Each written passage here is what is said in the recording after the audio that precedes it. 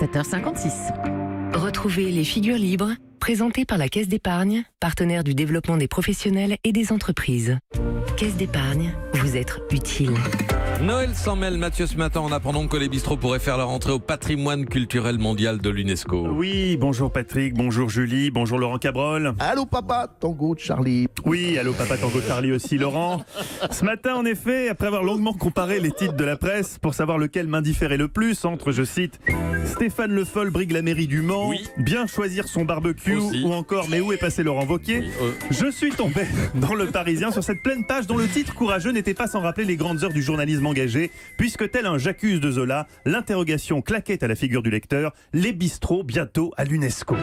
Derrière cette initiative, une association qui rêve d'une reconnaissance planétaire pour le bistrot parisien, présenté, je cite, comme un temple de la convivialité, symbole du creuset social, d'un melting pot séculaire à la française, un univers d'échange et de partage à la dimension historique et culturelle qui fut le QG des impressionnistes ou de Boris Vian, Sartre et Beauvoir. Ok, alors les gars, en fait, ce qu'il faut déposer à l'UNESCO, c'est pas le bistrot tel qu'il est aujourd'hui, c'est le bistrot tel qu'il est dans Amélie Poulain.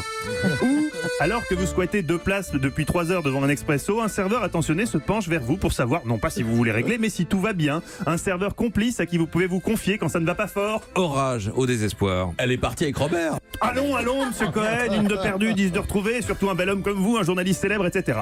Non, la réalité du bistrot, avouons-le, est assez différente.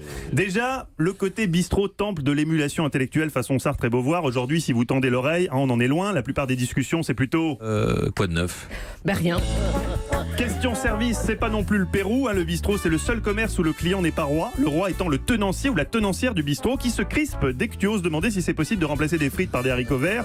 Des requêtes plus insolentes encore, comme par exemple obtenir du rap de béarnaise, se soldant carrément par des scuds du type On n'est pas chez Flunch.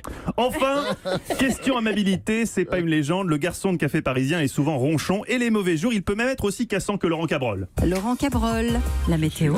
Bah oui, ça, je suis pas venu pour le Ah, chercher. vous Non, ce qui en revanche mériterait d'être déposé vraiment à l'UNESCO, c'est l'aptitude des serveurs à systématiquement détourner le regard pile au moment où tu cherches à attirer leur attention.